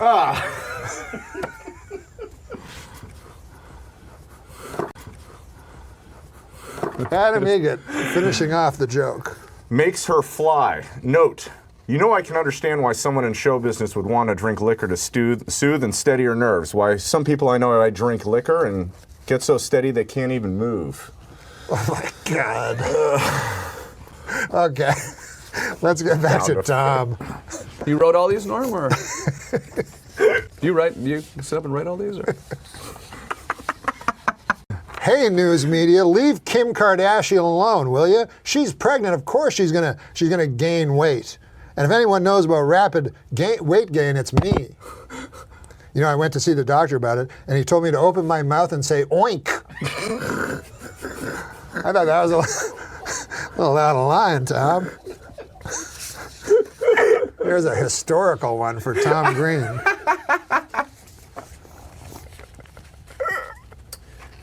Let's do it. Let's do it funny. This one's like two pages long and cut off at the end. Come on, man. Do your best. Give it your best. It's not even complete. Give it your best shot, man. Troubled starlet Lindsay Lohan had a cameo on Anger Management last week and managed to shock the cast and crew by showing up on time and even early. Later in the week, the Mean Girls actress was looking decidedly chipper as she posed on the red carpet at a clothing store launch in Sao Paulo, Brazil. Perhaps Lindsay is getting a jump start on her upcoming mandatory 90-day rehab, or maybe bartenders are just asking her to land someplace else, knowing the way liquor cuts off. What the fuck are you talking about? Okay. It cuts off, really? I'm trying to help him out. I forgot how the end went. Hey. It cut off. Hey. That's the most important part, usually. Tell the guy to put it on the fucking card.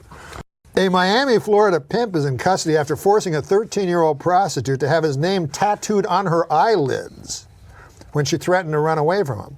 Roman Thomas III faces charges of human trafficking, false imprisonment, lewd and lascivious exhibition, and delivery of a controlled substance to a child. You know, I know the scriptures say, judge not lest ye be judged, but you know, I'm just going to come out and say it. This Roman Thomas III guy, this guy's a real jerk.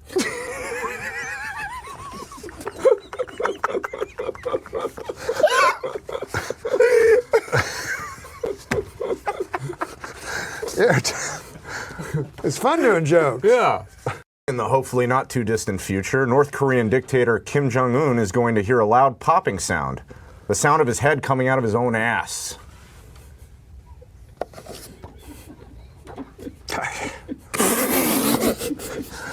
I love Lou Gehrig, but I'm not going to stand up in front of 1 million people and brag that I'm the luckiest man in the world because some doctors named a disease after me. Confidence is one thing, but arrogance is the worst disease of them all. Well, this one you said you loved too, so you can't say you didn't say you loved these jokes. This one I did. I think you should do this one. No, you loved it. I'm gonna butcher it. This come one on, deserves man. You love these jokes. You do these. I'm going to give you the three last jokes. No, I'm not doing three. Come on, man. All right. Earlier this week, Aaron Jackson of Topeka, Kansas, painted his house the colors of the Gay Pride rainbow flag in direct protest of the Westboro Baptist Church. When that didn't seem to work, Jackson fucked 3 of his best buds on his front lawn. Homophobic. Yeah. Well, I think it shows solidarity. Earlier he was racist, and now he's homophobic. Well, I think it shows solidarity. All right, this next one. That's what are you afraid of? It's almost like it's a test. Like if you laugh, then you're an asshole or something like that. Right, exactly. If you laugh at him? Yeah, at that joke, at that particular joke. It's like a test. You're testing me. It's always a test with this fucker. But what's the next one? This next one here, it says, Chipotle has canceled its planned sponsorship of the Utah Boy Scout event due to the BSA's ban on gay leaders and scouts. Ironic how an all-male anti-gay organization would want to put hot, thick loads of beef and sour cream in their mouth. Okay. We get the idea. You hate gay guys. Let's just do the last one. Jesus Christ. This one, it's former Tennessee Titans cheerleader Elizabeth Lee Garner, 42, is accused of pulling a 12-year-old boy's pants off and offering him oral sex. The boy refused her advances not because he was 12, but because he was a die-hard Colts fan. This is what I have to work with, you know? I mean, we're going to get in trouble for this kind of stuff. Yeah, I mean, you know. I thought they were... It's funny, when I see, like, on TV, a guy, I just go, how out of touch are you? Not him, but him too. But I mean, you know what I mean? Like some governor will go, I'm against gays. You go, what? Like, just pretend you're not against them. Like, don't you understand? Yeah, you know, these things can spiral though. These little video moments, these clips. I should have. You know, it's on the internet now. Everything you say here is on the internet. On Tom's a absolutely record. right. I really should have. I should have considered that before choosing some of these jokes. Gay people are just like me and you. I know. How many times do I have to tell you that? Well, you tell me that all day. How I'm just like all the gay people. Gay people are the same as everybody. No, you mean you always tell me specifically how I think you're just calling me gay. It's one of the. It's not an insult. He thinks it's an insult. No, I didn't mean it. Why would being gay be an insult? Yeah. I love gay people. Yeah, I know. I think that's the end of the show. Son, he's older. He's got to be at least 8. And but when he's first born, you know, it's the most, you know this, the most exciting thing that's ever happened to That's me, right, you know? yes. And I'll never forget it. And then 6 months later, I went hang gliding, way more exciting. Wow, all right, well, I'll give that a try. Hang gliding, you say? Yeah. All right, sure. Puts Might that as well. whole having a baby thing right in the dust. Okay. All right. Are you talking about Melrose Place? No, because You're the biggest ass I ever met. I love you for it. No, because I swear to God, and when I lived in L.A., I lived on the actual street called Melrose Place. There's an actual street. There's a Melrose. Is there really a Melrose There's really Place? a Melrose There is a Melrose Place. Okay, You all know right. this, right? Yes, it's true. So they opened a restaurant called Melrose Place on it, Uh-huh. and then it's right beside my house. And every time I go out, there's all these like tourists, and then these tourists, like they're always fat and they're taking pictures, standing in front of this restaurant. Uh-huh. Yeah?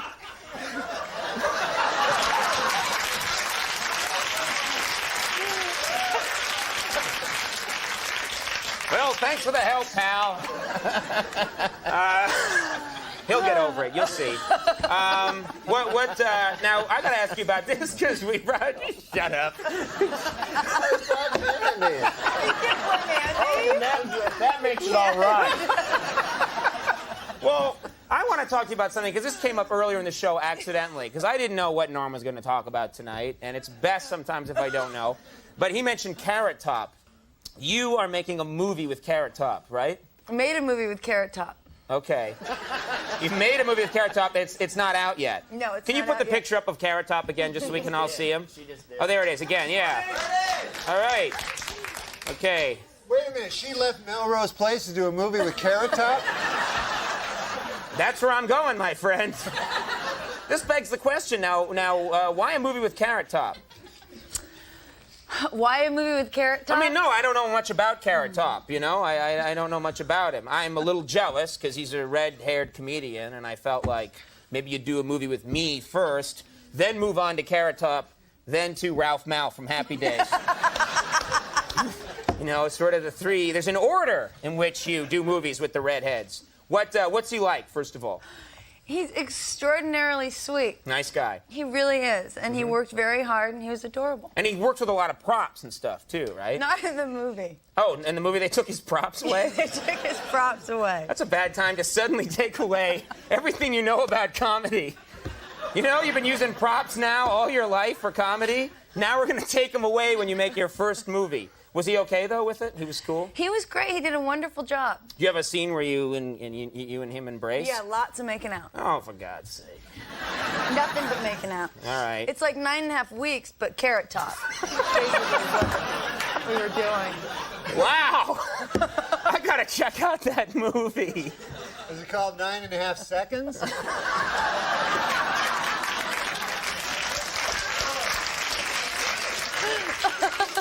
Like he's premature ejaculator. We got it. You know what happened? This is what happened. You know what happened? He said 9.5 seconds, and I'm looking at him because I know there's more. And I wait and wait, and I see the glimmer in the eye, and then bang! I thought you were going to, but no. But what's the movie going to be called? Well, Really? I know what it's going to be called. Yeah, what's that? If it's got Carrot Top in it, you know what a good name for it would be? What's that, Norm? Box Office Poison. She's in it. What about my career? Courtney Thorne-Smith, the girl sitting to your left, is in the movie. I'm going to go see it for fun. After you scare everybody else away? No, I love this girl. I would see any movie with this girl in it. She's a beautiful lady and a talented, nice talk show guest. Okay. As evidenced by her appearance on our rival show. All right, well, there's this 2-hour season finale of Melrose Place. There's this movie coming out. Yes. Title undetermined at this point. Chairman of the board. Oh, all right. Do something with that, you freak. I bet the board is spelled B-O-R-E-D.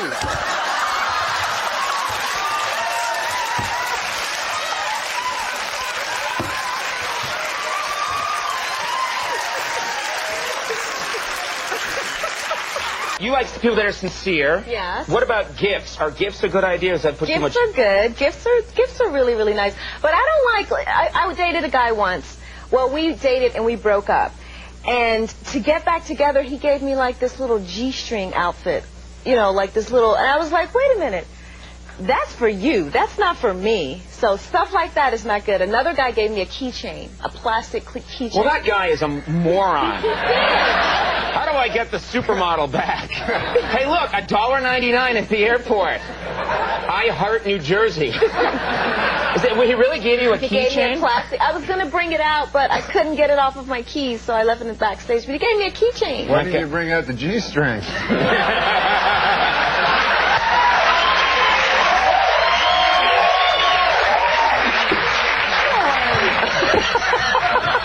I love that my dirty uncle's here for this tonight. I tell you what you gotta do. You gotta bring out that G-string. No, I like guys who appeal to like the little, you know. Wait a minute. Why are you looking at yourself while she's here? Because I'm deathly pale. Look, see? That was good. I look like Nosferatu. I love that you're sitting next to Rashamba, who's wearing that, and you're going,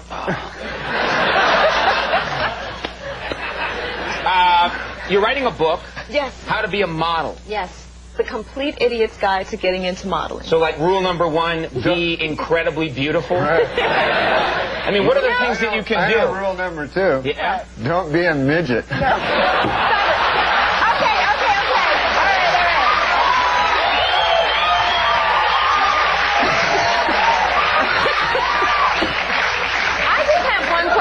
Okay, we'll talk about the book. But what is this? There's like a really good-looking, small person watching the show right now who feels terrible that you just said But that. I just have one question. What is this fascination that guys have with prostitutes? That's all I want to know. Gee, let's think about that. I'll tell you what the fascination is. Go, Norm, go. Instead of going out and spending money on a keychain and a G-string, you spend money on sex. Okay, I'm sorry. Anyway. You know, it's so much more informative with you here. You're getting all this stuff that I wouldn't have the nerve to get. Now, My wife went into a coma. Oh, sorry to hear that. And the doctor said to me, you won't hear this from any 1935 comic. He says to me, there's one way to wake her up, but it's a little unconventional. You go in there and you have oral sex with her. I said, by God. He says, I've seen it work. I said, well, I'm willing to try. So I go in there. I'm in there about 5 minutes, and I come out. I said, Doc, she's choking. I remember years ago you told me that you were there for the birth of your son, and I always remember this. And you said that was the most exciting thing you had ever participated in. Do you remember that? Yes. Yes. And then what happened? I took crystal meth.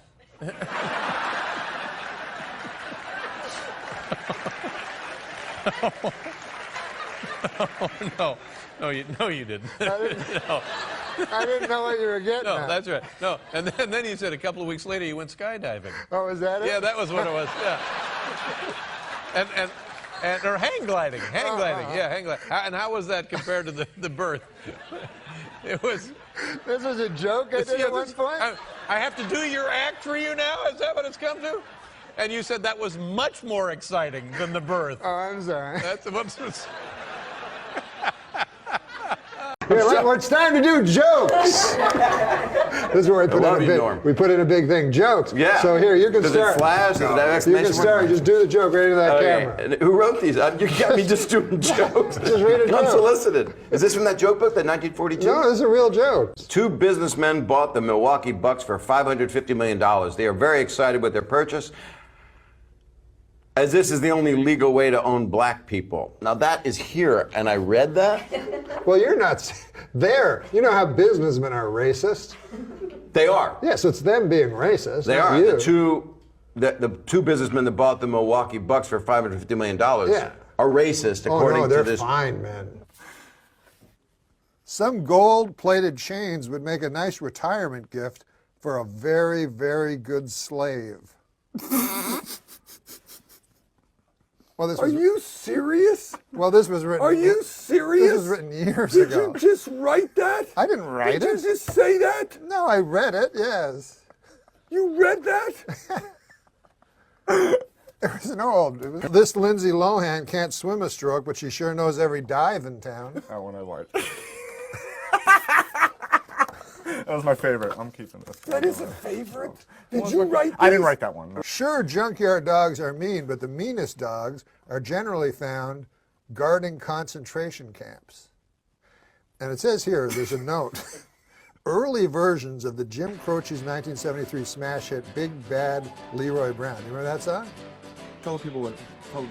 No, do you know what you just said? It Do you have included. any idea what you just read? This says. No, did you have any idea what you just read? That it was an junkyard dogs. anti-Semitic joke about the concentration camp. No. Oh, Not what do you mean? anti-Semitic at all. No, it's Semitic? No. Well, you know, I know what the problem is. Did you write it? I didn't write that. Who wrote it? They use the Who meanest wrote dogs. I don't know who wrote it. We could nip March Madness in the bud if we watch for the warning signs of brooding antisocial February fever. Who is writing this? You're doing this. This is your life. You're putting your life on. You dress like horseshit tonight. No, that was Adam Egan's I don't fault. care. That was You Adam should have Egan's worn fault. I told you to bring a some wardrobe. kind of a host coat. But that was You Adam got Egan's a fault. thing with a hood. But that was Adam Egan's But then fault. you're reading these. I This take is you. Oh Obviously. my God Almighty! I'm not part of this. No, it was written No, before. I'm not part of this. No, you can't read that. Well, You know, my clothes, Larry, make me look slimmer, but they did not fool that flight of stairs that collapsed under my astonishing new girth. Who writes these? I'm No, fat now. where do they come from? A man in Chipata allowed a hyena to eat his penis after being told by a witch doctor that would help him become rich. Is it me, or does it sound like that hyena and witch doctor were in cahoots? I think maybe they were in cahoots. See, who writes these? Huh? We should have this person locked up and looked at, or at least looked at. A 28-year-old med student is auctioning off her virginity online. For $300,000, you can have the worst sex of your life. That's good. That ain't That's bad. good. That ain't who bad. writes these? Oh, well. How about this one? I know who writes them. You know who writes them? Prison, men in prison. Yeah, that's right. Yeah. Okay. Let's get back to Tom. You wrote all these, Norm, or you sit up and write all these, or? Music is the universal language, but one day soon it will be replaced by Chinese. Yeah. That's right. Hey, we got some jokes. All right, If but that's all right. But you know, are these street jokes? No. So you wrote They're them? not. They're not. Someone wrote them. Some of them wrote that you know. Yeah, some people in this room. Okay, cool. Some people in this Thank room. you. I don't want to say who because in case the joke doesn't work. Okay, all right. Boy, was it hot outside today. I went out to buy a California Pizza Kitchen signature pepperoni frozen flatbread, and by the time I got home, it was perfectly cooked and entirely eaten. 100% true. Oh, you ate it. See, I love Wait, how stop, he laughs. I love how he laughs. It's just weird, right? Some of them are odd. I'm not going to lie to you. This is a joke. Well, some of them. But this is a joke. I think technically. Like an observational joke.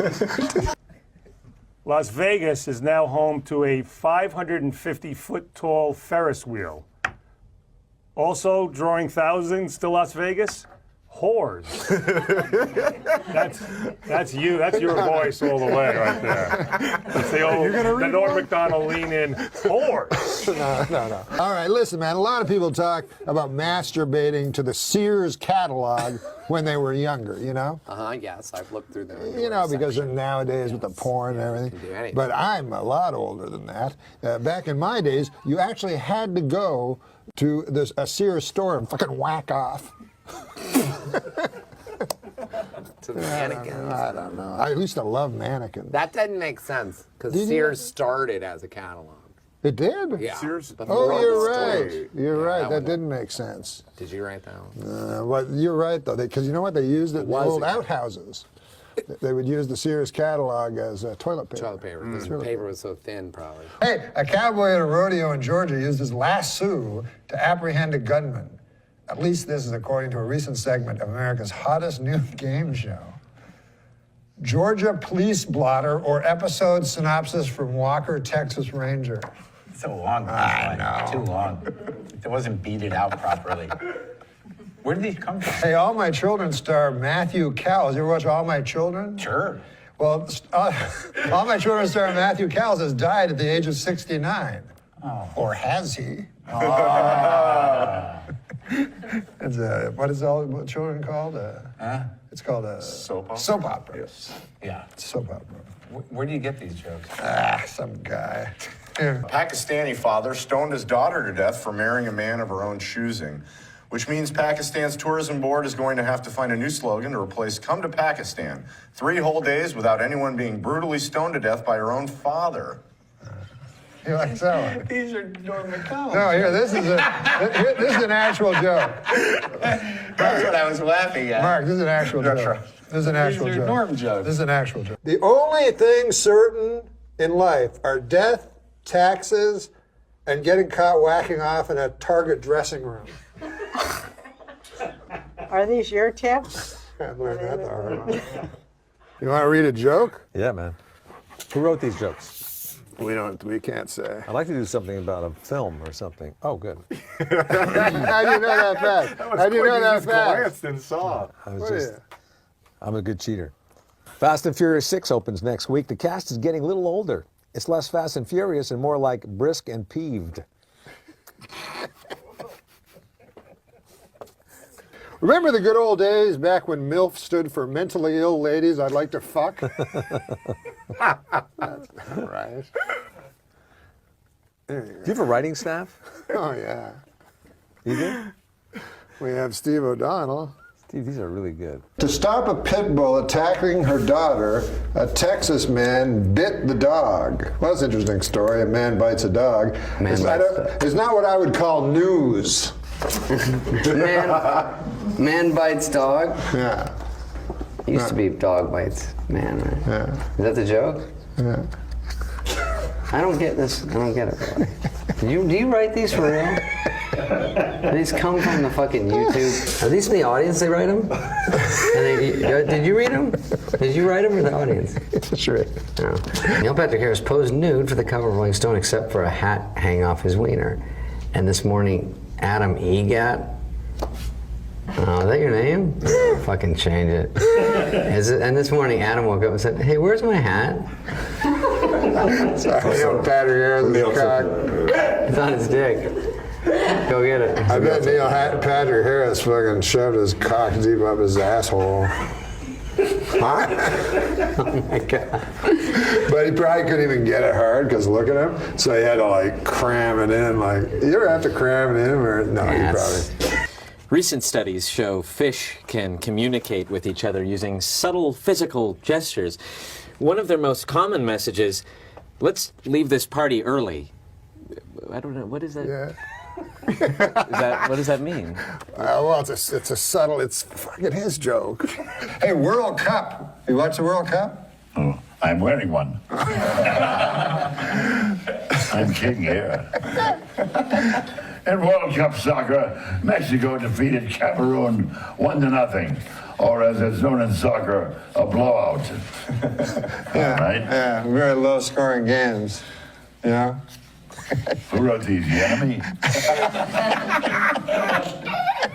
Can't find a joke we like.